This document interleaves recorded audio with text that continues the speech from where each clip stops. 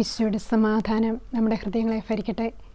ഇന്ന് നമ്മൾ സംസാരിക്കാൻ ആഗ്രഹിക്കുന്നത് 1995 തേവരയിൽ വെച്ച് വിറ്റുപേർ നടത്തിയ ബൈബിൾ ക്ലാസ്സിൻ്റെ തുടർന്നുള്ള ഭാഗങ്ങളാണ്. നമ്മൾ കുറേ നാളുകളായിട്ട് തുടർച്ചയായിട്ട് ആ വചനങ്ങൾ ശ്രവിച്ചു വരികയായിരുന്നു. ക്രിസ്തുവിൻ്റെ വചനങ്ങൾ നമ്മൾ ശ്രവിക്കുമ്പോൾ നമ്മുടെ ഹൃദയത്തെ നമുക്ക് നിർമ്മലവും പരിശുദ്ധവുമായി കാത്തു സൂക്ഷിക്കപ്പെടുന്നതിന് വേണ്ടി പരിശുദ്ധ മറിയത്തിൻ്റെ മധ്യസ്ഥം നമുക്ക് യാചിക്കാം. യെശയ്യാ പ്രവാചകന്റെ പുസ്തകം 66:1-2 തിരുവചനത്തിൽ ആത്മാവിൽ എളിമയും അനുതാപവും ഉണ്ടായിരിക്കുകയും എൻ്റെ വചനം ശ്രവിക്കുമ്പോൾ വിറയ്ക്കുകയും ചെയ്യുന്നവരെയാണ് ഞാൻ കടാക്ഷിക്കുക. അമ്മയായ മറിയം ക്രിസ്തുവിൻ്റെ വചനത്തെ പൂർണ്ണ ഹൃദയത്തോടും പൂർണ്ണ മനസ്സോടും പൂർണ്ണ ശക്തിയോടും പൂർണ്ണ ആത്മാവോടും കൂടി സ്വീകരിച്ചപ്പോൾ ഈശോ പരിശുദ്ധ മറിയത്തിൽ രൂപപ്പെടുകയാണ്. അതേ വചനം തന്നെയാണ് ഈശോ നമുക്കും തരുന്നത്. ആ വചനത്തെ ഹൃദയപൂർവ്വം സ്വീകരിക്കാൻ നമുക്ക് പ്രാർത്ഥിക്കാം. ലൂക്കായുടെ സുവിശേഷത്തിൽ 2-ാം അധ്യായം 19-ാം തിരുവചനത്തിനും നമ്മൾ വായിക്കുന്നുണ്ട്, മറിയം ഈ ദൈവവചനങ്ങൾ എല്ലാം, ക്രിസ്തുവിനെക്കുറിച്ചുള്ള പ്രവചനങ്ങൾ മുഴുവൻ പരിശുദ്ധ മറിയത്തിൻ്റെ ഹൃദയത്തിൽ നിഗൂഢമായിട്ട് സ്ഥിതി ചെയ്യുന്നു. മറിയമാകട്ടെ ഇവയെല്ലാം ഹൃദയത്തിൽ സംഗ്രഹിച്ച് ഗാഢമായിട്ട് ചിന്തിച്ചുകൊണ്ടിരുന്നു. മറിയത്തിൽ മുഴുവനും ആ ദൈവവചനം, പ്രവാചകന്മാരുടെ വചനങ്ങൾ എല്ലാം മറിയത്തിലുണ്ടായിരുന്നു. ക്രിസ്തുവിൻ്റെ വരവിന് വേണ്ടി പരിശുദ്ധ മറിയം എളിമയോടെ കാത്തിരുന്നു. യെശയ്യാ പ്രവാചകന്റെ പുസ്തകം 7-ാം അധ്യായം 14-ാം തിരുവചനത്തിൽ കന്യക ഗർഭം ധരിച്ച് ഒരു പുത്രനെ പ്രസവിക്കും, ദൈവം നമ്മോടുകൂടി എന്നർത്ഥമുള്ള ഇമ്മാനുവേൽ എന്നവൻ വിളിക്കപ്പെടും. ദൈവം നമ്മോടുകൂടി എന്നർത്ഥമുള്ള ഇമ്മാനുവേൽ, ദൈവം കൂടെയുള്ളവനാണ്. എപ്പോഴും നമ്മുടെ കൂടെ ഇരിക്കാൻ ആഗ്രഹിക്കുന്ന സർവശക്തനായ ദൈവമാണ്. ലൂക്കായുടെ സുവിശേഷത്തിൽ നമ്മൾ വായിക്കുന്നുണ്ട് 9-ാം അധ്യായം 57-ാം തിരുവചനത്തിൽ കുറുനരികൾക്ക് മാളങ്ങളും ആകാശത്തിലെ പറവകൾക്ക് കൂടുകളുമുണ്ട്, മനുഷ്യപുത്രന് തല ചായ്ക്കാൻ ഇടമില്ല. ആ ദൈവത്തിന് തല ചായ്ക്കാൻ ഇടമില്ല. എവിടെയാണ് ദൈവം വന്ന് വസിക്കുന്ന സ്ഥലം? എവിടെയാണ് ദൈവം വന്ന് തല ചായ്ക്കുന്ന സ്ഥലം? യെശയ്യാ പ്രവാചകന്റെ പുസ്തകം 57-ാം അധ്യായം 15-ാം തിരുവചനത്തിൽ പറയാണ്, അത്യുന്നതനും മഹത്വപൂർണനുമായവൻ, അനന്തതയിൽ വസിക്കുന്ന പരിശുദ്ധൻ എന്ന നാമം വഹിക്കുന്നവൻ അരുളി ചെയ്യുന്നു, ഞാൻ ഉന്നതമായ വിശുദ്ധ സ്ഥലത്ത് വസിക്കുന്നു, അനിതാപികളുടെ ഹൃദയത്തെയും വിനീതരുടെ ആത്മാവിനെയും നവീകരിക്കുവാൻ ഞാൻ അവരോട് കൂടെ വസിക്കുന്നു. അപ്പോൾ ദൈവം വസിക്കുന്ന സ്ഥലം എവിടെയാണ്? ഉന്നതമായ വിശുദ്ധ സ്ഥലത്ത് വസിക്കുന്നു. ഉന്നതമായ വിശുദ്ധ സ്ഥലത്താണ് ദൈവത്തിൻ്റെ വാസസ്ഥലം. അതിനുശേഷം പറയാണ്, അനുതപിക്കുന്ന ഹൃദയങ്ങളെയും വിനീതരുടെ ആത്മാവിനെയും നവീകരിക്കുവാൻ ഞാൻ അവരോട് കൂടെ വസിക്കുന്നു. ദൈവം വസിക്കുന്ന സ്ഥലമാണ് അനുതാപികളുടെ ഹൃദയം, വിനീതരുടെ ആത്മാവ്. ഈ ആത്മാവിൽ വരുമ്പോഴാണ് ഉന്നതങ്ങളിൽ വസിക്കുന്ന ദൈവം, പരിശുദ്ധിയിൽ വസിക്കുന്ന ദൈവം നമ്മളിൽ വന്ന് വസിക്കുക. അതുകൊണ്ടാണ് ദൈവത്തിൽ ഒരിക്കലും അന്ധകാരമില്ല. നമ്മൾ പലപ്പോഴും അന്ധകാരത്തിലാണ്, പലപ്പോഴും നമ്മൾ കപടതയിലാണ്, പാപത്തിലാണ്. അപ്പോൾ നമ്മൾ ദൈവത്തെ വിളിച്ചപേക്ഷിക്കുമ്പോൾ ദൈവ സാന്നിധ്യം നമുക്ക് തിരിച്ചറിയുവാൻ സാധിക്കുകയില്ല. ഈ ഒരു ഹൃദയത്തിലേക്ക് വരുമ്പോഴാണ് ആ ദൈവ സാന്നിധ്യം നമുക്ക് മനസ്സിലാകുക. 1 യോഹന്നാൻ 1:5-10 വരെയുള്ള തിരുവചനത്തിലാണ് നമ്മൾ വായിക്കുന്നത്, ദൈവം പ്രകാശമാണ്, ദൈവത്തിൽ അന്ധകാരമില്ല, അവിടുത്തോട് കൂട്ടായ്മയുണ്ടെന്ന് പറയുകയും അതേസമയം അന്ധകാരത്തിൽ നടക്കുകയും ചെയ്യുമ്പോൾ നമ്മൾ വ്യാജം പറയുന്നവരായി മാറുകയാണ്. നമ്മൾ ദൈവത്തോട് കൂട്ടായ്മയുണ്ടെന്ന് പറയുകയും അതേസമയം നമ്മൾ പാപത്തിൽ സഞ്ചരിക്കുകയും ചെയ്യുമ്പോൾ നമ്മൾ വ്യാജം പറയുന്നവരാകും, സത്യം പ്രവർത്തിക്കുന്നുമില്ല. അതിൽ 10-ാം വാക്യത്തിൽ പറയുകയാണ്, നാം പാപം ചെയ്തിട്ടില്ല എന്ന് പറഞ്ഞാൽ നാം അവനെ വ്യാജം പറയുന്നവനാകുന്നു, അവൻ്റെ വചനം നമ്മളിൽ ഉണ്ടായിരിക്കുകയില്ല. നമ്മൾ പാപം ചെയ്തിട്ടില്ല എന്ന് പറഞ്ഞാൽ നമ്മൾ പാപത്തിൽ നിലനിന്നിട്ട് പാപം ചെയ്യുന്നില്ല എന്ന് പറയുമ്പോൾ നമ്മൾ ദൈവത്തെ വ്യാജം പറയുന്നവനാക്കുകയാണ്. നാം പാപം ചെയ്തിട്ടില്ല എന്ന് പറഞ്ഞാൽ നാം അവനെ വ്യാജം പറയുന്നവനാക്കുന്നു, അവൻ്റെ വചനം നമ്മളിൽ ഉണ്ടായിരിക്കുകയില്ല. ഇങ്ങനെ വരുമ്പോൾ ഈശോയുടെ വചനം നമ്മളിൽ നിലനിൽക്കുവാൻ സാധിക്കില്ല. യോഹന്നാന്റെ സുവിശേഷം 15-ാം അധ്യായത്തിലൊക്കെ നമ്മൾ വായിക്കുന്നത് മുന്തിരിച്ചെടിയും ശാഖകളും. ഈശോയുടെ കൂടെ വസിക്കുമ്പോൾ ആ ദൈവത്തിൻ്റെ വചനം നമ്മളിൽ നിലനിൽക്കും.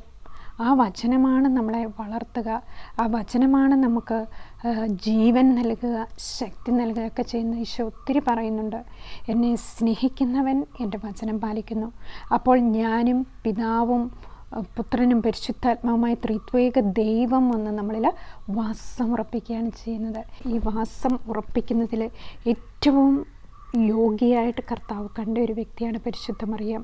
ഈ ദിവസങ്ങളിൽ നമ്മൾ ഈശോയുടെ തിരുപ്പിറവിയെക്കുറിച്ച് ഓർമ്മിപ്പിക്കുന്ന ദിനങ്ങളാണ്. ഈ ദിനങ്ങളിലൊക്കെ നമ്മൾ ധ്യാനിക്കേണ്ട ഒരു കാര്യമാണ് പരിശുദ്ധ മറിയം. ഈശോയുടെ വചനങ്ങൾ, ദൈവത്തിൻ്റെ വചനങ്ങൾ മുഴുവൻ ഹൃദയത്തിൽ സംഗ്രഹിച്ചു.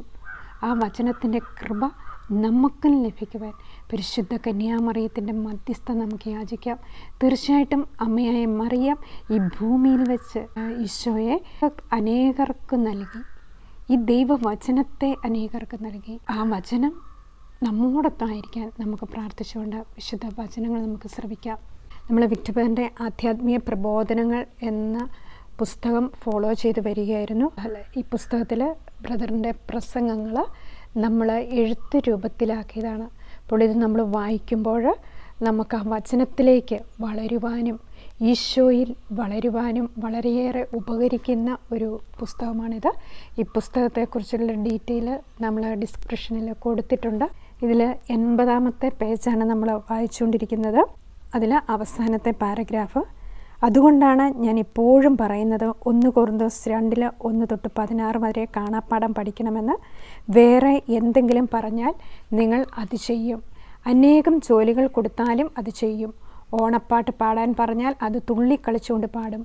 ഈശോയുടെ വചനത്തിലേക്ക് വരുവാൻ മാത്രം സാത്താൻ സമ്മതിക്കുകയില്ല. സാത്താൻ എല്ലാറ്റിനും തടസ്സം സൃഷ്ടിക്കും. യോഹന്നാൻ 10:10 കൊല്ലാനും നശിപ്പിക്കുവാനും മോഷ്ടിക്കുവാനുമാണ് കള്ളൻ വരുന്നത്. ഈശോ വന്നത് ജീവൻ നൽകുവാനും അത് സമൃദ്ധമായി ഉണ്ടാകുവാനുമാണ്. അപ്പോസ്തലപ്രവർത്തനം 13:10. കാണാതെ പഠിക്കേണ്ട വചനമാണിത്. സാത്താൻ്റെ സന്താനമേ, സകല നീതിക്കും എതിരായവനെ, ദുഷ്ടതയും വഞ്ചനയും നിറഞ്ഞവനെ, ദൈവത്തിൻ്റെ നേർവഴികൾ ദൂഷിപ്പിക്കുന്നതിൽ നിന്ന് നീ വിരമിക്കുകയില്ലേ? നിങ്ങൾ എവിടെ ചെന്നാലും ഈ വചനം കൊടുക്കണം. അങ്ങനെയാണ് 1 കൊറിന്തോസ് 12:10 കൃപയിലേക്ക് വരുന്നത്, വിവേചന വരത്തിലേക്ക് വരുന്നത്. യോഹന്നാന്റെ സുവിശേഷം 13-ാം അധ്യായം 34-35 വചനത്തിൽ കർത്താവ് പരസ്പരം സ്നേഹിക്കുവാൻ പറഞ്ഞു എന്ന് പറഞ്ഞ് ആരെയെങ്കിലും കൊണ്ടുവന്ന് വീട്ടിൽ താമസിപ്പിച്ച് സ്നേഹിക്കണം എന്നാണോ പറയുന്നത്? ഒരിക്കലുമല്ല. ഹൃദയത്തിലാണ് എല്ലാവരെയും സ്നേഹിക്കേണ്ടത്. ഹൃദയത്തിൽ വിശുദ്ധി വരുമ്പോൾ ലോകത്തിൽ എല്ലാവരെയും സ്നേഹിക്കുവാൻ സാധിക്കും. ലൂക്കായുടെ സുവിശേഷം 8-ാം അധ്യായം 21-ാം വാക്യത്തിൽ കൽപ്പനകൾ പാലിക്കുന്നവരാണ് എൻ്റെ അമ്മയും സഹോദരനും സഹോദരിയും. ദൈവവചനം കേട്ട് അത് പാലിക്കുന്നവർ കൂടുതൽ ഭാഗ്യവാന്മാർ. അതുപോലെ തന്നെ കാണാതെ വിശ്വസിക്കുന്നവർ ഭാഗ്യവാന്മാർ. ഈശോയെ കണ്ടിട്ട് വിശ്വസിക്കാതിരുന്നവർ ഒരിക്കലും കർത്താവിൽ വരികയില്ല. 3 വർഷം ഈശോയുടെ കൂടെ ശിഷ്യന്മാർ നടന്നിട്ടും ഈശോ ആദ്യം വന്ന് പ്രത്യക്ഷപ്പെട്ടത് മഗ്ദലന മറിയത്തിനാണ്. കാരണം കർത്താവ് അവളോട് അത്രയും കരുണ കാണിച്ചു. കർത്താവ് ഏറ്റവും കൂടുതൽ സ്നേഹിക്കുന്നത് പാപികളെയാണ്. ഇപ്പോൾ ഇതിൽ കുറേ കാര്യങ്ങൾ മനസ്സിലാക്കുവാനായിട്ട് സാധിച്ചു. നമ്മൾ ദൈവവചനത്തിന് എത്രമാത്രം സ്ഥാനം കൊടുക്കുന്നുണ്ട്. അതുകൊണ്ടാണ് നമ്മൾ മറ്റെന്ത് ജോലികൾ പറഞ്ഞാലും, ലോകകാര്യങ്ങൾ, ഓണപ്പാട്ടുകൾ, ലൗകികമായ എത്ര കാര്യങ്ങൾ പറഞ്ഞാലും നമുക്കത് ചെയ്യാൻ മടിയുണ്ടാകുകയില്ല. അതേസമയം ഈശോയുടെ ഈ വചനങ്ങൾ നമ്മൾ ഹൃദയത്തിൽ സൂക്ഷിക്കുവാനോ ആ വചനത്തിൽ നമ്മൾ ജീവിക്കുവാനോ പറഞ്ഞാൽ നമ്മൾ ഒത്തിരി അസ്വസ്ഥരാകും. അതിന് ശേഷം പറയുകയാണ്, ഈശോയുടെ വചനത്തിലേക്ക് വരാൻ മാത്രം സാത്താൻ സമ്മതിക്കുകയില്ല. സാത്താൻ എല്ലാറ്റിനും തടസ്സം സൃഷ്ടിക്കും. യോഹന്നാന്റെ സുവിശേഷം 10-ാം അധ്യായം 10-ാം തിരുവചനത്തിൽ യോഹന്നാൻ ശ്ലീഹ പറയുകയാണ്, മോഷ്ടിക്കുവാനും കൊല്ലാനും നശിപ്പിക്കാനുമാണ് കള്ളൻ വരുന്നത്. ഞാൻ വന്നിരിക്കുന്നത് അവർക്ക് ജീവൻ ഉണ്ടാകാനും അത് സമൃദ്ധമായി ഉണ്ടാകുവാനുമാണ്. ഈശോ വന്നതിൻ്റെ ലക്ഷ്യം, സാത്താൻ വന്നതിൻ്റെ ലക്ഷ്യം വളരെ വ്യക്തമായിട്ട് യോഹന്നാന്റെ സുവിശേഷം 10-ാം അധ്യായം 10-ാം തിരുവചനത്തിൽ നമ്മൾ വായിക്കുന്നു. നമ്മുടെ ഹൃദയത്തിൽ ഇതിലേതെങ്കിലും ഒരു വചനം ശക്തമായി പ്രവേശിച്ചാൽ നമുക്ക് ഈ ഒരു വചനം വെച്ച് ധ്യാനിച്ചാൽ മതി, അനേകം ദൈവിക രഹസ്യങ്ങൾ കിട്ടും. ഇതിലെന്താണ് പറയുക? മോഷ്ടിക്കാനും കൊല്ലാനും നശിപ്പിക്കാനുമാണ് കള്ളൻ വരുന്നത്. ശരിക്കും ഈ കള്ളൻ എന്ന് പറയുന്നത് ആരാണ്? ഉൽപ്പത്തി പുസ്തകം 3-ാം അധ്യായത്തിൽ നമ്മൾ കാണുന്നുണ്ട്. ദൈവത്തിൻ്റെ സ്വാതന്ത്ര്യത്തിൽ ജീവിച്ചിരുന്ന നമ്മുടെ ആദ്യ മാതാപിതാക്കന്മാരെ വളരെ കൗശലപൂർവം വീഴ്ത്തിയ വ്യക്തിയാണ് സാത്താന്. അതുകൊണ്ടാണ് കർത്താവ് ഇവനെ കള്ളൻ എന്ന് വിശേഷിപ്പിക്കുക. കള്ളന് ഒരു ലക്ഷ്യമേ ഉള്ളൂ: കൊല്ലുക, മോഷ്ടിക്കുക, നശിപ്പിക്കുക. നമ്മുടെ ആത്മാവിനെ അവന് ഏതെങ്കിലും തരത്തിൽ നഷ്ടപ്പെടുത്തി കളയുക. ഇതാണ് സാത്താൻ്റെ ലക്ഷ്യം. നമ്മളെപ്പോഴും ചിന്തിക്കണം, നമുക്കൊരാത്മാവുണ്ട്. ഈ ആത്മാവിനെ വിശുദ്ധീകരിക്കുവാൻ ഈ കർത്താവ് നമുക്ക് ഈ ഭൂമിയിൽ വെച്ച് തന്നിരിക്കുന്ന ഈ ശരീരത്തിൽ വസിക്കുന്ന ആത്മാവ്, നമ്മുടെ ആത്മാവും ദൈവത്തിൻ്റെ ആത്മാവും കൂടി എപ്പോഴും ഒന്നായി ചേർന്നിരിക്കേണ്ടതാണ്. 1 കൊരിന്തോസ് 6-ാം അധ്യായം 17-ാം തിരുവചനത്തിൽ കർത്താവുമായി സംയോജിക്കുന്നവൻ അവിടുത്തോട് ഏക ആത്മാവായി തീരുന്നു. 1 കൊരിന്തോസ് 6-ാം അധ്യായം 16-ാം തിരുവചനത്തിന് വിശുദ്ധ പൗലോസിലെ പറയാണ്, വ്യഭിചാരിയുമായി സംയോജിക്കുന്നവൻ അവനോട് അഥവാ അവളോട് ഏക ശരീരമായി തീരുന്നു, ഏക ആത്മാവായി തീരുന്നു. ആ പാപം അവിടെ ശക്തി പ്രാപിക്കുകയാണ്. ദൈവവുമായി സംയോജിക്കുന്നവൻ ദൈവത്തോട് ഒരേ ആത്മാവിൽ ദൈവിക രഹസ്യങ്ങളിലേക്ക് കടക്കുന്നതാണ് ദൈവവുമായി സംയോജിക്കുമ്പോൾ നമുക്ക് ലഭിക്കുക. അതാണ് 1 കൊരിന്തോസ് 2-ാം അധ്യായം 11-ാം തിരുവചനത്തിനും 2-ാം അധ്യായം മുഴുവൻ വായിക്കുമ്പോൾ വിശുദ്ധ പൗലോസിനെ പറയുന്നുണ്ട്, കർത്താവിനെ പഠിപ്പിക്കാൻ തക്ക വിധം അവിടുത്തെ മനസ്സറിഞ്ഞവനാരുണ്ട്, ഞങ്ങളാകട്ടെ ക്രിസ്തുവിൻ്റെ മനസ്സറിയുന്നു. ഈ ദൈവിക ക്രിസ്തുവിൻ്റെ രഹസ്യങ്ങൾ മനസ്സിലാക്കി വിശുദ്ധ പൗലോസിനെ വ്യക്തമാക്കുകയാണ്. ഈ ദൈവിക രഹസ്യങ്ങളിൽ അറിയണമെങ്കിൽ ദൈവവുമായിട്ട് നമ്മൾ ഒന്നാകണം. അതാണ് ഈശോ വന്നതിൻ്റെ ലക്ഷ്യം. ജീവനുണ്ടാകുവാനും അത് സമൃദ്ധമായിട്ടുണ്ടാകുവാനുമാണ്. ദൈവിക ജീവൻ മനുഷ്യ വ്യക്തികളിൽ പ്രവേശിപ്പിക്കുവാനായിട്ട് നമുക്ക് നഷ്ടപ്പെട്ട പറുദീസ തിരിച്ചെടുത്ത നമ്മുടെ കർത്താവായ ഈശോയിൽ മാത്രമാണ് നമുക്ക് ജീവനും രക്ഷയും നമുക്ക് വരിക. അതാണ് ഈ സാത്താൻ വന്നത് നമ്മൾ കണ്ടു. ഉൽപ്പത്തി പുസ്തകം 3-ാം അധ്യായത്തിൽ ദൈവമായ കർത്താവ് സൃഷ്ടിച്ച ജീവികളിൽ വെച്ച് ഏറ്റവും കൗശലമേറിയതായിരുന്നു സർപ്പം. ഈ സാത്താൻ്റെ പ്രവർത്തനം ഭയങ്കര കൗശലമായിരിക്കും.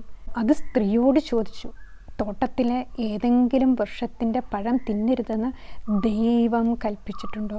അപ്പോൾ നമ്മൾ ഈ സാത്താനെക്കുറിച്ചൊക്കെ മനസ്സിലാക്കണം. ഈ പിശാചിനെയും അവൻ്റെ കുടില തന്ത്രങ്ങളെയും കുറിച്ച് മനസ്സിലാക്കിയാൽ മാത്രമേ നമുക്ക് ദൈവിക രാജ്യത്തിലേക്ക് പ്രവേശിക്കുവാനും അതിൻ്റെ രഹസ്യങ്ങളൊക്കെ മനസ്സിലാവുകയുള്ളൂ. അതുകൊണ്ടാണ് ഈശോയെ അറിഞ്ഞറിഞ്ഞ് വരുമ്പോൾ, വിശുദ്ധി അറിഞ്ഞറിഞ്ഞ് വരുമ്പോഴാണ് വിശുദ്ധമായതും അശുദ്ധമായതും നമുക്ക് തിരിച്ചറിയാൻ സാധിക്കുക. അവിടെയാണ് വിവേചനാവരം നമുക്ക് കർത്താവ് തരുന്നത്. 1 കൊരിന്തോസ് 12-ാം അധ്യായം 10-ാം തിരുവചനത്തിൽ വിശ്വാസപരവുമുണ്ട്, വിവേചനാപരവുമുണ്ട്. ഈ വിശ്വാസം ശക്തിപ്പെട്ട് ഈശോ ദൈവപുത്രനായ ക്രിസ്തുവാണെന്ന് നമ്മുടെ ആത്മാവ് പ്രഖ്യാപിക്കുമ്പോൾ പരിശുദ്ധാത്മാവ് നമ്മളിൽ വന്ന് നമുക്ക് നന്മ എന്താണ്, തിന്മ എന്താണ്, സാത്താൻ്റെ കുടില തന്ത്രങ്ങൾ എന്താണ് എന്ന് മനസ്സിലാക്കാൻ സാധിക്കും. യോഹന്നാൻ 10:10 നമുക്ക് എത്ര കാണാപ്പാഠം പഠിച്ചാലും നമുക്ക് തീരാത്തൊരു വചനമാണ്. അതിനോട് ചേർക്കപ്പെടുന്ന ഉൽപ്പത്തി പുസ്തകം 3-ാം അധ്യായത്തിലുണ്ട്. യോഹന്നാൻ സുവിശേഷം 8-ാം അധ്യായം 44-ാം തിരുവചനത്തിൽ ഈശോ വ്യക്തമായിട്ട് പറയുന്നുണ്ട് സാത്താൻ്റെ ഒരു ഡെഫിനിഷന്. അവന് നുണയനും നുണയൻ്റെ പിതാവുമാണ് എന്ന് പറയാം. കാരണം നന്മയിലൂടെ നടന്ന ദൈവത്തിൻ്റെയും മനുഷ്യരുടെയും ഇടയിൽ സാത്താൻ പ്രവേശിക്കുവാൻ കാരണം മനുഷ്യരായ നമ്മളിലൂടെ മാത്രമേ അവന് ദൈവരാജ്യത്തിൽ പ്രവേശിക്കുവാൻ സാധിക്കുകയുള്ളൂ. അതിന് മനുഷ്യൻ്റെ ഹൃദയത്തിലെ ബലഹീനതകൾ കണ്ടറിഞ്ഞ് അവന് മനുഷ്യരെ വീഴ്ത്തുകയാണ്. അതുകൊണ്ടാണ് കർത്താവ് എപ്പോഴും നമുക്ക് തരുന്നൊരു കാര്യമുണ്ട്: ദൈവം മനുഷ്യൻ്റെ സ്വാതന്ത്ര്യത്തിൽ കൈകടത്തുകയില്ല. നന്മ എന്താണ്, തിന്മ എന്താണ്, പാപം എന്താണ്, അശുദ്ധി എന്താണ് എന്നെല്ലാം അവിടെ നമുക്ക് പഠിപ്പിച്ച് തന്നു. ആ വിശുദ്ധിയുടെ ഹൃദയത്തോടെ നമ്മൾ ആ കർത്താവിൻ്റെ പിന്നാലെ യാത്ര ചെയ്യുമ്പോൾ പാപത്തിൽ വീഴാതിരിക്കുവാൻ, നമ്മളെ തന്നെ കാത്തു സൂക്ഷിക്കുവാൻ നമ്മുടെയും കൂടെ സ്വാതന്ത്ര്യം ദൈവത്തിന് ആവശ്യമാണ്. ഈശോ വന്ന് നമ്മളിൽ വസിക്കണമെങ്കിൽ നമ്മൾ ഈശോയെ ഹൃദയപൂർവ്വം ക്ഷണിക്കണം. സാത്താനും വന്ന് നമ്മളിൽ പ്രവേശിക്കണമെങ്കിൽ അവനെ നമ്മൾ സ്വീകരിക്കുമ്പോഴാണ് നമ്മളിൽ വന്ന് പ്രവേശിക്കുക. അതുകൊണ്ടാണ് നമ്മൾ പറയുന്നുണ്ട്, 2 തരം പാപങ്ങൾ, മാരക പാപവുമുണ്ട്, ലഘുപാപവുമുണ്ട്. മാരക പാപത്തിൻ്റെ പ്രത്യേകത നമ്മുടെ പരിപൂർണ സമ്മതം അതിലുണ്ട്. നമ്മൾ പൂർണ്ണ സമ്മതത്തോടെ സാത്താന് അനുവാദം കൊടുക്കുമ്പോഴാണ് അവൻ നമ്മളിലേക്ക് വന്ന് പ്രവേശിക്കുക. അതുകൊണ്ടാണ് ബോധപൂർവം ചെയ്യുന്ന പാപങ്ങളിൽ നിന്ന് എന്നെ രക്ഷിക്കണമേ എന്ന് സങ്കീർത്തകൻ പറയുകയാണ്. അത് എന്നിൽ ആധിപത്യം ഉറപ്പിക്കാതിരിക്കട്ടെ, അപ്പോൾ ഞാൻ നിർമ്മലനായിരിക്കും, മഹാ അപരാധങ്ങളിൽ നിന്ന് ഞാൻ വിമുക്തനായിരിക്കും. സങ്കീർത്തനം 19-ാം അധ്യായത്തിൽ 11 തൊട്ട് 14 വരെയുള്ള തിരുവചനത്തിൽ ഈ മഹാ അപരാധങ്ങൾ വന്ന് വാസമുറപ്പിക്കുവാൻ കാരണം മനുഷ്യൻ്റെയും കൂടെ സ്വാതന്ത്ര്യമാണ്. അപ്പോൾ ഈ തിന്മയുടെ ശക്തി നമ്മുടെ ആദ്യ മാതാപിതാക്കന്മാരോട് ദൈവിക രഹസ്യങ്ങൾ വിവരിച്ചു കൊടുക്കുകയാണ്. അതിലൂടെ ആ തിന്മ അവിടെ പ്രവേശിച്ചു. അതുകൊണ്ടാണ് ഈശോ വ്യക്തമായിട്ട് പറയുന്നുണ്ട്, യോഹന്നാന്റെ സുവിശേഷം 8-ാം അധ്യായം 44-ാം തിരുവചനത്തിൽ, നിങ്ങൾ നിങ്ങളുടെ പിതാവായ പിശാചിൽ നിന്നുള്ളവരാണ്, നിങ്ങളുടെ പിതാവിൻ്റെ ഇഷ്ടമനുസരിച്ച് പ്രവർത്തിക്കുവാൻ നിങ്ങൾ ആഗ്രഹിക്കുന്നു. അവനാകട്ടെ ആദ്യം മുതൽ കൊലപാതകിയാണ്. അവൻ ഒരിക്കലും സത്യത്തിൽ നിലനിന്നിട്ടില്ല, എന്തെന്നാൽ അവനിൽ സത്യമില്ല. കള്ളം പറയുമ്പോൾ സ്വന്തം സ്വഭാവം അനുസരിച്ച് തന്നെയാണ് അവൻ സംസാരിക്കുന്നത്, കാരണം അവൻ നുണയനും നുണയൻ്റെ പിതാവുമാണ്. ഈശോ വ്യക്തമായിട്ട് വെളിപ്പെടുത്തുകയാണ്, നിങ്ങൾ നിങ്ങളുടെ പിതാവായ പിശാചിൽ നിന്നുള്ളവരാണ്. നമ്മളോട് തന്നെയാണ് കർത്താവ് പറയാൻ, നമ്മളിൽ ഈ നുണയുടെ ആത്മാവ്, കള്ളത്തരത്തിൻ്റെ ആത്മാവ്, ഹൈഡ് ചെയ്യുന്ന അരൂപി ഒക്കെ നമ്മളിൽ ഉണ്ടെങ്കിൽ തീർച്ചയായും നമ്മളുടെ പിതാവിൽ നിന്നുള്ളവരാണ്, ദുഷ്ടൻ്റെ ശക്തി വലയത്തിലാണ്. അതുകൊണ്ടാണ് എപ്പോഴും ദൈവരാജ്യം സത്യസന്ധതയുടെ രാജ്യമാണ്, നീതിയുടെയും സമാധാനത്തിൻ്റെയും രാജ്യമാണ്. അവിടെ ഒരിക്കലും കള്ളമില്ല. ഈശോയുടെ കൂടെ സ്വതന്ത്രമായിട്ട് ജീവിക്കണമെങ്കിൽ, ഈശോയുടെ കൂടെ നമ്മളായിരിക്കണമെങ്കിൽ ഈശോ ഒരു കാര്യം പറയുന്നുണ്ട്.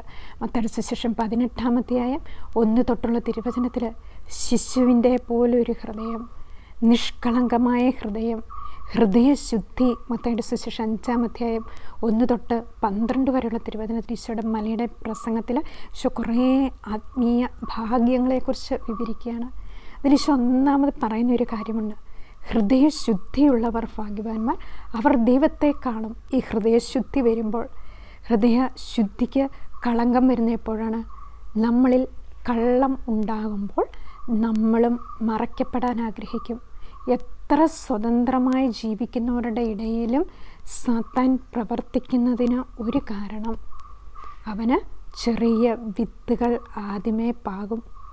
അത് സാരമില്ല എന്ന് നമ്മൾ പലപ്പോഴും വിചാരിക്കും. അത് വളർന്ന് അവന് വർഷങ്ങൾ കൊണ്ടാണ് ദൈവരാജ്യത്തിന് വേണ്ടി ഇറങ്ങിത്തിരിക്കുന്നവരെ വഴിതെറ്റിക്കുക. ഈശോയുടെ രാജ്യത്തിന് വേണ്ടി നമ്മൾ ഇറങ്ങിത്തിരിക്കുമ്പോൾ നമ്മൾ എപ്പോഴും ജാഗരൂകരായിരിക്കണം എന്നാണ് വിശുദ്ധ ലിഖിതം നമ്മളെ ഓർമ്മിപ്പിക്കുന്നത്. വിശുദ്ധ അമ്മ ത്രേസ്യ പുണ്യവതി പറയുന്നുണ്ട്, ആത്മാവിൻ്റെ അടുത്ത് എപ്പോഴും അവൻ ജാഗരൂകതയോടെ കാത്തിരിപ്പുണ്ട്. എപ്പം വേണമെങ്കിലും മോഷ്ടിക്കാൻ തക്കവിധം നോക്കി ഇരിക്കുന്ന ഒരു വ്യക്തിയാണ് സാത്താൻ. കാരണം യാക്കോബ് 4:5 യാക്കോബ് ശ്ലീഹ പറയുന്നുണ്ട്, നമ്മിൽ നിക്ഷേപിച്ചിരിക്കുന്ന ആത്മാവിനെ ദൈവം അസൂയയോടെ അഭിലഷിക്കുന്നു എന്ന തിരുവെഴുത്ത് വൃഥ ആണെന്ന് നിങ്ങൾ വിചാരിക്കുന്നു. ക്രിസ്തു നമ്മുടെ ആത്മാവിനെ അസൂയയോടെ ദൈവത്തിൻ്റേത് മാത്രമാക്കുവാൻ ആഗ്രഹിക്കുമ്പോൾ, അതിനു വേണ്ടിയിട്ടാണ് ഈശോ അത്രമാത്രം താഴ്ന്ന് ഇറക്കപ്പെട്ടത്. അത്രയും ദൈവം സ്വയം ഇല്ലാതായി മനുഷ്യൻ്റെ രൂപം ധരിച്ച് പാപമില്ലാതിരുന്ന ഈശോയെ പാപമാക്കി മാറ്റി എല്ലാവരെയും ഈശോ വിശുദ്ധീകരിക്കുന്നുണ്ട്. 2 കൊറിന്തോസ് 5-ാം അധ്യായം 21-ാം തിരുവചനത്തിൽ, പാപമറിയാത്ത അവിടുത്തെ നമുക്ക് വേണ്ടി പാപമാക്കി മാറ്റിയതാണ് ഈശോ. ആ കുരിശിൽ കടന്നുകൊണ്ടൊക്കെ ഉച്ചത്തിൽ നിലവിളിക്കുകയാണ്, എൻ്റെ ദൈവമേ എന്തുകൊണ്ട് നീ എന്നെ ഉപേക്ഷിച്ചു. ഈശോ വേദനിക്കുകയാണ്. എന്തിനു വേണ്ടി? പാപം അത്രമാത്രം അധർമ്മം ഈശോയെ ചുറ്റിവലയാണ്. മത്തായിയുടെ സുവിശേഷം 24-ാം അധ്യായം 12-ാം തിരുവചനത്തിൽ, നമ്മൾ വായിക്കുന്നുണ്ട്, അധർമ്മം വർദ്ധിക്കുന്നതിനാൽ പലരുടെയും സ്നേഹം തണുത്തു പോകുന്നു. ഈ തിന്മ വർദ്ധിക്കുമ്പോൾ നമ്മുടെ ഇടയിലെ സ്നേഹത്തിന് കുറവുകൾ സംഭവിക്കുന്നു, ദൈവസ്നേഹത്തിൻ്റെ കുറവുകൾ സംഭവിക്കുന്നു. പാപം ഓരോന്നും വർദ്ധിക്കുമ്പോഴാണ്. ഈശോയുടെ ചുറ്റും നമുക്കറിയാം അധർമ്മികളായിരുന്നു. അവർ എപ്പോഴും അവിടെ നിന്നുകൊണ്ട് ഇവനെ ക്രൂശിക്കുക എന്ന് ആക്രോശിച്ചു കൊണ്ടേയിരുന്നു. ആ തിന്മ വന്നു കഴിയുമ്പോൾ ആ വിശ്വാസം കുറയപ്പെടുകയാണ്. അധർമ്മം വർദ്ധിക്കുന്നതിനാൽ പലരുടെയും സ്നേഹം തണുത്തു പോകുന്നു. എത്ര വലിയ ദൈവസ്നേഹത്തിലിരിക്കുന്ന വ്യക്തികളും നമുക്കറിയാം, കുടുംബജീവിതത്തിലാണെങ്കിലും പ്രാർത്ഥനകൾ കുറയുമ്പോൾ അവിടെ അധർമ്മം വർദ്ധിക്കുന്നു. രഹസ്യങ്ങൾ പരസ്പരം സൂക്ഷിക്കപ്പെടുമ്പോൾ അവിടെ അധർമ്മം വർദ്ധിക്കുന്നു. തിന്മയുടെ അംശം നമ്മളുടെ ഇടയ്ക്ക് കയറുമ്പോഴേ നമ്മൾ മനസ്സിലാക്കുക സ്നേഹം അവിടെ കുറയുന്നുണ്ട്. അതുകൊണ്ടാണ് നമ്മളെപ്പോഴും ശ്രദ്ധിക്കേണ്ട ഒരു കാര്യമാണ്, എവിടെ വെച്ചാണ് നമ്മുടെ സ്നേഹം നഷ്ടപ്പെട്ടത്. ആ ഭാഗത്തിലേക്ക് നമ്മളൊന്ന് തിരിഞ്ഞു നോക്കിക്കൊണ്ട് അവിടെ നിന്നും ഒരു അനുതാപം എടുക്കുകയാണെങ്കിൽ നമുക്ക് ആ പഴയ സ്നേഹത്തിലേക്ക് തിരിച്ചു വരാൻ സാധിക്കും. ഈശോ പറയുന്നുണ്ട് വെളിപ്പാടിൻ്റെ പുസ്തകം 2-ാം അധ്യായം 2 തൊട്ട് 4 വരെയുള്ള വചനത്തിൽ, എവിടെ വെച്ചാണ് നമ്മുടെ സ്നേഹം തണുത്തു പോയി എങ്കിൽ ആ സ്നേഹത്തിലേക്ക് നമ്മൾ വീണ്ടും തിരിച്ചു വരണം. അപ്പോഴാണ് നമുക്ക് ആ ഈശോയുടെ സ്നേഹത്തിൽ ജീവിക്കുവാൻ, നമ്മുടെ കുടുംബത്തിൽ സ്നേഹത്തിൽ ജീവിക്കുവാനൊക്കെ നമുക്ക് സാധിക്കുക. അപ്പോൾ നമ്മൾ ആ അധർമ്മത്തെ അങ്ങനെ നമുക്ക് പുറത്ത് കളയുവാനും പരസ്പരം മനസ്സിലാക്കുവാനും സാധിക്കും. കാരണം ഒരിക്കലും ഈ സാത്താൻ്റെ പ്രവർത്തനം പരസ്പരം മനസ്സിലാക്കുവാൻ സാധിക്കുകയില്ല. ഒരു വ്യക്തിക്ക് മറ്റൊരു വ്യക്തിയെ മനസ്സിലാക്കാത്ത തരത്തിൽ സാത്താൻ അവിടെ ഭിന്നത സൃഷ്ടിക്കുകയാണ്. ഈ ഭിന്നത വരുമ്പോഴാണ് അവന് ഏറ്റവും കൂടുതൽ പ്രവർത്തിക്കാൻ സാധിക്കുക.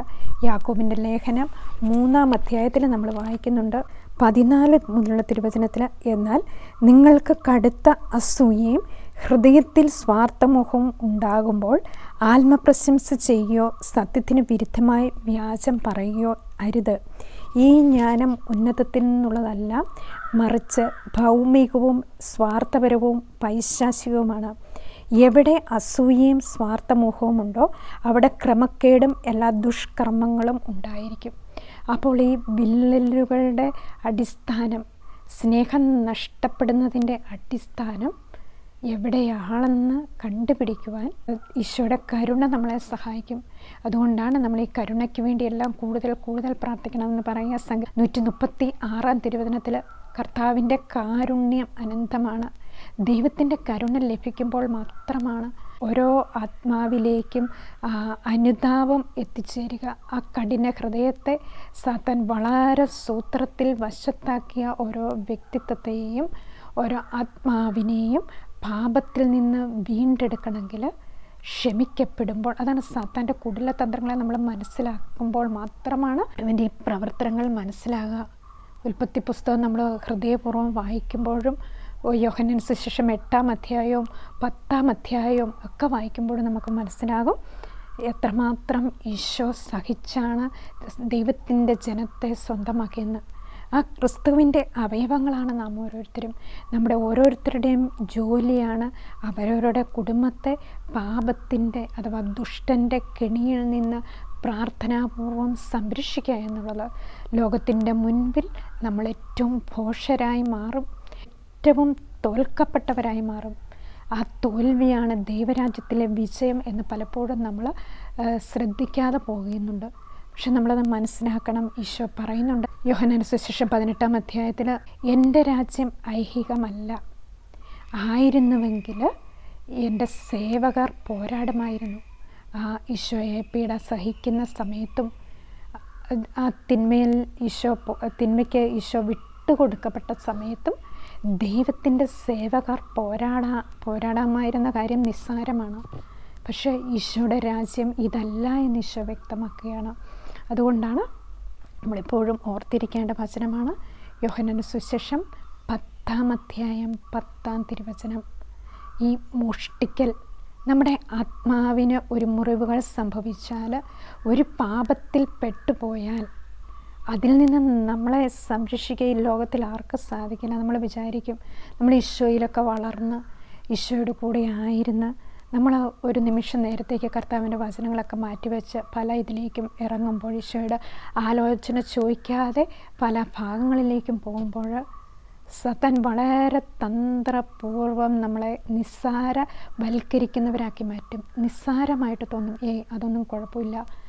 പക്ഷേ യോഹന്നാൻ 10:10 പറയാണ്, മോഷ്ടിക്കാൻ അവന് നമ്മുടെ ആത്മാവിനെ മോഷ്ടിക്കണമെങ്കിൽ നമ്മളെ ഒറ്റയ്ക്കാക്കണം, നമ്മളെ വളരെ തന്ത്രപൂർവം കുടുക്കിലാക്കാൻ ശ്രമിക്കും. അതാണ് ജാഗരൂകരായിരിക്കുക. ഈശോ പലപ്പോഴും പറയുന്നുണ്ട്, നിങ്ങൾ സർപ്പങ്ങളെപ്പോലെ വിവേകികളും പ്രാവുകളെപ്പോലെ നിഷ്കളങ്കരുമായിരിക്കണം. വിശുദ്ധ മത്തായിയുടെ സുവിശേഷം 10:16 ചെന്നായ്ക്കളുടെ ഇടയിലേക്ക് ചെമ്മരിയാടുകളെ എന്നപോലെ ഞാൻ നിങ്ങളെ അയക്കുന്നു.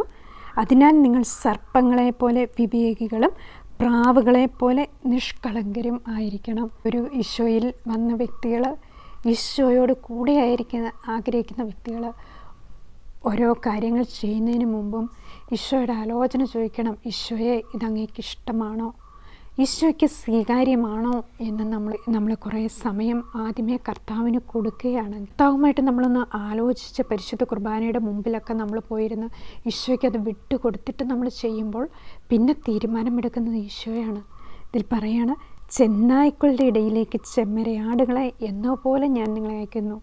ഈശോ തൻ്റെ ശുശ്രൂഷയ്ക്ക് തൻ്റെ അപ്പസ്തോലന്മാരെ അയക്കുമ്പോൾ കൊടുക്കുന്ന വചനമാണ്.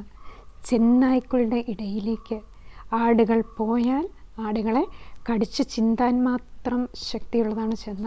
എന്നിട്ട് കർത്താവ് പറയുകയാണ്, അതിനാൽ നിങ്ങൾ സർപ്പങ്ങളെപ്പോലെ വിവേകികളും പ്രാവുകളെപ്പോലെ നിഷ്കളങ്കരുമായിരിക്കണം. ഉൽപ്പത്തി പുസ്തകത്തിൽ നമ്മൾ കണ്ടു, കർത്താവ് സൃഷ്ടിച്ച എല്ലാ വന്യജീവികളും വെച്ച് ഏറ്റവും കൗശലമേറിയതായിരുന്നു സർപ്പം. അതുപോലെ നമ്മൾ സർപ്പങ്ങളെപ്പോലെ വിവേകികളായിരിക്കണം, പ്രാവുകളെപ്പോലെ നിഷ്കളങ്കരുമായിരിക്കണം. ലോകത്തിൽ ആയിരിക്കുമ്പോൾ ഈ ഒരു ഹൃദയം സ്വീകരിക്കുമ്പോഴാണ് അവിടെ പരിശുദ്ധി വളർന്നു വരിക, ദൈവത്തിൻ്റെ വിശുദ്ധി അവിടെ വളർന്നു വരിക. നമ്മൾ ഇതുപോലെ ഈശോയുടെ ശിഷ്യരായി തീരുമ്പോഴാണ്. അതുകൊണ്ടാണ് വിറ്റുപേർ എപ്പോഴും പറയുന്നൊരു വചനമാണ് അപ്പസ്തോല പ്രവർത്തനം 13:10 നമ്മളോട് കാണാപ്പാഠം പഠിച്ച് ഹൃദയത്തിൽ ആക്കി വെക്കേണ്ട ഒരു വചനമാണ്. ദൈവിക ശുശ്രൂഷയിൽ നമ്മളെ ഓർത്തിരിക്കേണ്ട ഒരു വചനമാണത്. സത്താൻ്റെ സന്താനമേ, സകല നീതിക്കും എതിരായവനെ, ദുഷ്ടതയും വഞ്ചനയും നിറഞ്ഞവനെ, ദൈവത്തിൻ്റെ നേർവഴികൾ ദുഷിപ്പിക്കുന്നതിൽ നിന്ന് നീ വിരമിക്കുകയില്ലേ. വിശുദ്ധ പൗലോസ്ലീഹ വളരെ ശക്തമായിട്ടും വ്യക്തമായിട്ടും നമ്മളെ പഠിപ്പിച്ച് തരുന്നൊരു കാര്യമാണ്. ദൈവത്തിൻ്റെ നേർവഴികളെ ദുഷിപ്പിക്കുക, അത് അവൻ്റെ ഡ്യൂട്ടിയാണ്. അത് സത്താൻ്റെ ഡെഫിനിഷൻ എന്ന് വിറ്റുപേർ എപ്പോഴും പറഞ്ഞു തരുന്നൊരു കാര്യമായിരുന്നു. സത്താൻ്റെ സന്താനമേ, സകല നീതിക്കും എതിരാണ്. നീതി എവിടെയുണ്ടോ ആ നീതിക്ക് എതിരായിട്ട് പ്രവർത്തിക്കുന്ന വ്യക്തിയാണ്. അത് ഈ സാത്താൻ പ്രവർത്തിക്കുന്നത് ആരിലൂടെയാണ്? വ്യക്തികളിലൂടെയാണ്. ഒരിക്കലും നേരിട്ടായിരിക്കില്ല സാത്താൻ്റെ ആക്രമണം. നമ്മളേറ്റവും സ്നേഹിക്കുന്നവരിലൂടെ ആയിരിക്കും, നമ്മുടെ കൂടെ നിൽക്കുന്നവരിലൂടെ ആയിരിക്കും, നമ്മൾ പ്രതീക്ഷിക്കാത്ത സ്ഥലങ്ങളിൽ നിന്നുമായിരിക്കും. അതുകൊണ്ടാണ് നമ്മളെപ്പോഴും ഓർക്കണം, സകല നീതിക്കും എതിരാണ് ദുഷ്ടത, വഞ്ചന, ദൈവത്തിൻ്റെ നേർവഴികൾ, കർത്താവിൻ്റെ നിയമങ്ങൾക്കും കൽപ്പനകൾക്കും എതിരായിട്ടുള്ള പഠനങ്ങൾ വരുമ്പോൾ, ചില പ്രബോധനങ്ങൾ വരുമ്പോൾ ഒക്കെ നമ്മൾ ജാഗരൂകത പാലിക്കേണ്ടതുണ്ട്.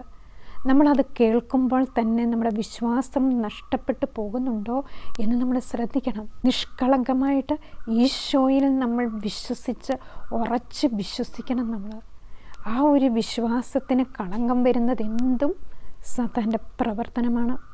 അതുകൊണ്ടാണ് സകല നീതിക്കും അവനെതിരാണ്. ദുഷ്ടതയും വഞ്ചനയും നിറഞ്ഞവനെ, ദൈവത്തിൻ്റെ നേർവഴികൾ ദുഷിപ്പിക്കുന്നതിൽ നിന്ന് വിരമിക്കുകയില്ലേ. ഈ വചനങ്ങളൊക്കെ നമ്മൾ ഹൃദയത്തോട് ചേർത്ത് വെച്ച് പഠിക്കുമ്പോൾ നിൻ്റെ ഹൃദയത്തെ ജാഗരൂകതയോടെ കാത്തു സൂക്ഷിക്കുക. ജീവൻ്റെ അരുവികൾ അതിൽ നിന്നാണ് ഒഴുകുന്നത്. സുഭാഷിതത്തിൻ്റെ പുസ്തകം 4:22 ഈ ഹൃദയത്തെ ജാഗരൂകതയോടെ കാത്തു സൂക്ഷിക്കുമ്പോഴാണ് ജീവജലത്തിൻ്റെ അരുവികൾ, പരിശുദ്ധാത്മാവിൻ്റെ നിറവ്, വചനം, ദൈവവചനം എല്ലാം ഈ നമ്മുടെ ഹൃദയത്തിൽ നിന്ന് ഒഴുകുവാൻ സാധിക്കും. അപ്പോൾ ഈശോ നമ്മളെ എല്ലാം പഠിപ്പിച്ച് തരും. യോഹന്നാന്റെ സുവിശേഷം 6:45 തിരുവചനത്തിൽ ഈശോ പറയുന്നുണ്ട്, നിങ്ങളെല്ലാവരും കർത്താവിനാൽ പഠിപ്പിക്കപ്പെട്ടവരാകും. ഈശോയെ നമ്മൾ സ്നേഹിക്കാൻ തുടങ്ങുമ്പോൾ ഈശോ തന്നെ നമ്മളെ ഇത് പഠിപ്പിച്ചു തരും. ക്ഷമ എങ്ങനെയാണ് നമ്മൾ പഠിക്കുക? നമ്മൾ ക്ഷമിക്കപ്പെടാത്ത അവസ്ഥയിലൂടെ പോകുമ്പോഴാണ് ക്ഷമ നമ്മളെ ദൈവം പഠിപ്പിക്കുക. ആ വചനത്തിലൂടെ വരണം എന്ന് ഈശോ നമ്മളെ ഓർമ്മിപ്പിച്ചു തരും. ഇത് സാത്താൻ്റെ പ്രവർത്തനമാണ്. നമ്മൾ കർത്താവിൻ്റെ വഴിയിലൂടെ നടക്കണം എന്ന് നമ്മളെ പരിശുദ്ധാത്മാവ് ഓർമ്മിപ്പിച്ച് തരുന്ന എന്തിനാണ്? കോപത്തിലൂടെ നമ്മൾ പോകുമ്പോൾ, നമ്മൾ ക്ഷോഭിതരാകുമ്പോൾ, നമ്മളെ തന്നെ കൺട്രോൾ ചെയ്യാൻ പറ്റാത്ത അസ്വസ്ഥത നമ്മളിൽ വരുമ്പോൾ നമ്മൾ വിവേചിക്കണം, എന്താണ് ഇത്? അപ്പോഴാണ് 2 കൊരിന്ത്യർ 2:10-11 വിശുദ്ധ പൗലോസ് വ്യക്തമാക്കുന്നുണ്ട്. നിങ്ങൾ ക്ഷമിക്കുന്നവനോട് ഞാൻ ക്ഷമിക്കുന്നു. ഞാൻ എന്തെങ്കിലും ക്ഷമിച്ചിട്ടുണ്ടെങ്കിൽ അത് യേശുക്രിസ്തുവിൻ്റെ നാമത്തിൽ നിങ്ങൾക്ക് വേണ്ടിയിട്ടാണ്. ഇത് സാത്താൻ നമ്മെ കബളിപ്പിക്കാതിരിക്കേണ്ടതിനാണ്. അവൻ്റെ തന്ത്രങ്ങളെപ്പറ്റി നമ്മൾ അജ്ഞരല്ലല്ലോ. നിങ്ങൾ ക്ഷമിക്കുന്നവനോട് ഞാനും ക്ഷമിക്കുന്നു. ഞാൻ എന്തെങ്കിലും ക്ഷമിച്ചിട്ടുണ്ടെങ്കിൽ അത് യേശുക്രിസ്തുവിൻ്റെ നാമത്തിൽ നിങ്ങൾക്ക് വേണ്ടിയാണ്. ഈ ഈശോയുടെ നാമത്തിലുള്ള ക്ഷമ കൊടുക്കലാണ് സാത്താന് ഒരിക്കലും ഇരിക്കാൻ പറ്റുകയില്ലാത്ത സംഭവം. അവൻ ഒരിക്കലും ക്ഷമിക്കാൻ തയ്യാറാകുകയില്ല. ഇത് സാത്താൻ നമ്മെ കബളിപ്പിക്കാതിരിക്കേണ്ടതിനാണ്. അവൻ്റെ തന്ത്രങ്ങളെപ്പറ്റി നിങ്ങൾ അജ്ഞരല്ലല്ലോ എന്ന് പൗലോസ് വ്യക്തമാക്കുന്നത്. അപ്പോൾ ഈ ക്ഷമിക്കും തോറും ദൈവത്തിൻ്റെ അനുഗ്രഹത്തിന് നമ്മൾ പാത്രമാകും. ഈശോ നമ്മളെ പഠിപ്പിച്ചു തരും. ആ ഈശോയുടെ വചനം നമ്മളിൽ വസിക്കാൻ തുടങ്ങും. ഈശോ കുരിശിൽ കിടന്നുകൊണ്ട് ഈശോയ്ക്ക് വേണമെങ്കിൽ എന്തും പറയായിരുന്നു. കൂടെ നിന്നവരെല്ലാം വിട്ടുപോയി. ആരും ഈശോയുടെ ഒപ്പമില്ലായിരുന്നു. പരിശുദ്ധ മറിയം ഈശോയോട് ചേർന്ന് നിന്നു. ബാക്കി എല്ലാവരും ഈശോയെ വിട്ടുപോയതായിട്ടാണ് വിശുദ്ധ ഗ്രന്ഥം പറയുക. യോഹന്നാൻ ശ്ലീഹ ദൈവത്തിൻ്റെ സ്നേഹത്തിൻ്റെ അടയാളമായിട്ട് യോഹന്നാൻ ശ്ലീഹായെയും നമ്മൾ വിശുദ്ധ ഗ്രന്ഥത്തിൽ കാണുന്നുണ്ട്, കുരിശിനോട് ചേർന്ന് നിൽക്കുന്നത്. ബാക്കി എല്ലാവരും ഉപേക്ഷിച്ച് പോയപ്പോഴും ഈശോ ആരെയും പഴിച്ചില്ല. ഈശോയെ തുപ്പിയപ്പോൾ, ചവിട്ടിയപ്പോൾ, ഈശോയുടെ മുഖത്തടിച്ചപ്പോൾ, ശിരസിന്മേൽ മുൾമുടി വെച്ചപ്പോഴും, ഈശോയെ നഗ്നനായി കുരിശിൽ തറച്ചപ്പോഴും ഈശോ ആരോടും പരാതി പറഞ്ഞില്ല.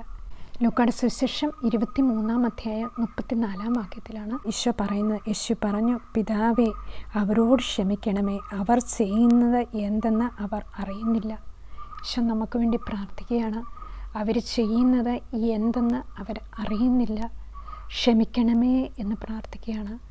നമ്മുടെ അനുദിന ജീവിതത്തിലും ഇതേ അവസ്ഥയിലൂടെ നമ്മൾ കടന്നു പോകുമ്പോൾ നമ്മളെയും കർത്താവ് പഠിപ്പിക്കുകയാണ് എങ്ങനെയാണ് ക്ഷമിക്കേണ്ടത്, ക്ഷമ കൊടുക്കേണ്ടത്. നമുക്ക് പലപ്പോഴും അസാധ്യമായ കാര്യമായിരിക്കാം. എങ്കിലും ഈശോയുടെ കുരിശിലേക്ക് നമ്മൾ നോക്കുമ്പോൾ നമുക്കും പറയാൻ സാധിക്കണം, ഈശോയെ കരുണയായിരിക്കണമേ, ഞങ്ങൾ ചെയ്യുന്നത് എന്തെന്ന് ഞങ്ങൾ അറിയുന്നില്ല എന്ന് പറയുവാനൊരു മനോഭാവം പരിശുദ്ധ മറിയത്തോട് നമുക്ക് യാചിക്കാം. നമ്മൾ ഇന്ന് കേട്ടത് പിശാചിനെയും അവൻ്റെ കുടില തന്ത്രങ്ങളെയും കുറിച്ചാണ്.